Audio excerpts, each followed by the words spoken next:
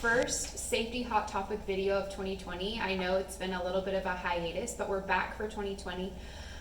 In these videos throughout the year, they'll pop up periodically, usually about every other month, and they'll cover a hot topic that we're talking about and focusing on for the month. So March is Financial Crimes Awareness Month at Crime Stoppers, and we're really going to focus on identity theft. Today, it's a wonderful partnership that we've created with the DA's office, and so we have a DA's office representative who is really going to focus on catfishing. Before I turn it over to him, I want to just touch on a few things to give you some framework for identity theft and financial crimes in Texas.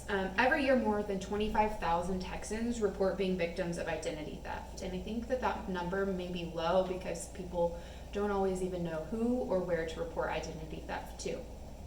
So as always, we have these awesome one-page safety tips that you can find on our website, crime-stoppers.org, that give a more in-depth overview of what you can look for in your family and how to protect those that you love and even yourself. But quickly, I want to talk about how specifically you can talk to your family about this. First of all, starting at a young age, talk to your kids about not sharing passwords with anyone other than you. Okay, you're their parent, so of course, if you'd like to have their password, that's great, but it's important that they don't share their passwords with anybody else.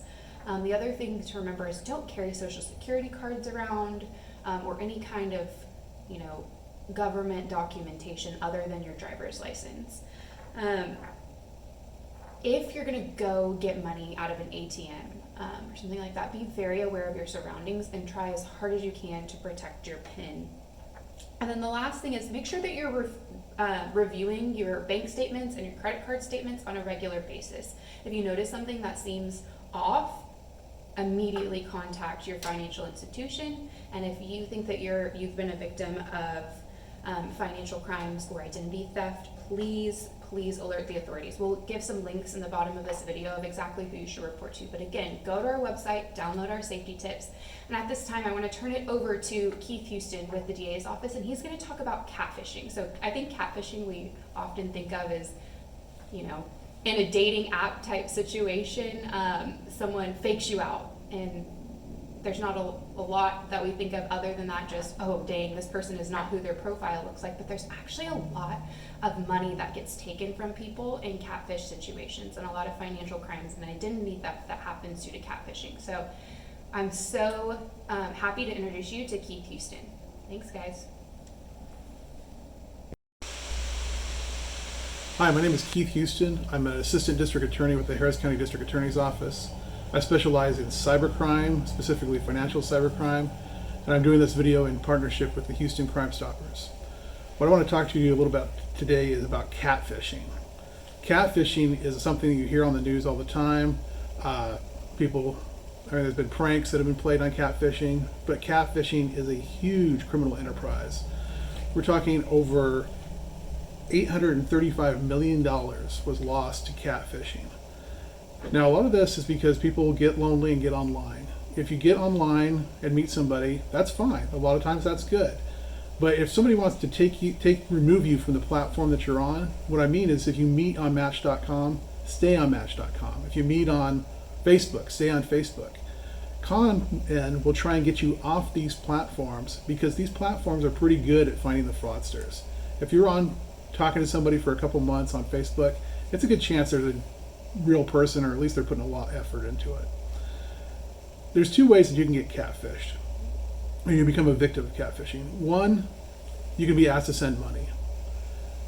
Now, what happens is they just don't come out and ask you for money. They will develop a long-term relationship with you. They will spend months cultivating you and grooming you to the point where they will ask for money. In some cases, they'll ask for small amounts of money and return it, because what they're trying to do is they're trying to set you up for the big score later on. I've seen people lose as little as a couple $100. I've seen people lose hundreds of thousands of dollars to these schemes, and most of it could have been prevented just by using your common sense. Before you send anybody money, talk to somebody else about it. Is this a good idea? Is this not a good idea? Most of the time you'll figure out that it's not a good idea. The other way that you can get catfished and become a victim is by becoming an unwitting participant in crime. What people will do is they will talk to you and they will befriend you the same way as they do for if they want money. But in this case, what they're doing is they're trying to get you to set up a bank account. They'll ask you to set up a bank account. Oh, and they'll give you lots of reasons. Oh, I want to go into business with you. I want to do this. I can't get a bank account on my own. But either way, they want you to set up the bank account in your name or a name of a business that they will give you, or a business that you come up with sometimes. And then what they'll do is they'll say, okay, give me the bank information, and you give them the bank information, and then before you know it, there's a whole bunch of money that shows up in your account, and then they ask you to forward it on to other people, and you keep a small portion. Now, the problem with this is you've just laundered criminal proceeds. You've committed money laundering. And even if you don't know the nature of the criminal proceeds, you probably should have known better than to open up an account for somebody else. And even if you're totally innocent of money laundering, you've still committed a felony, because what you've done is you've opened an account for somebody else when you've not authorized to do so. You've basically acted as a banker. And that's a third-degree felony. Now, most people out there are pretty safe on the internet, but we want you to be overly cautious with people that you meet online, that you don't meet in person. And if you just take solid steps, talk to people, talk to friends, talk to anybody about people that you meet online, especially before sending money, and never set up a bank account for somebody else unless it's like your kid. That's all I have for you today. Good luck and stay safe on the internet.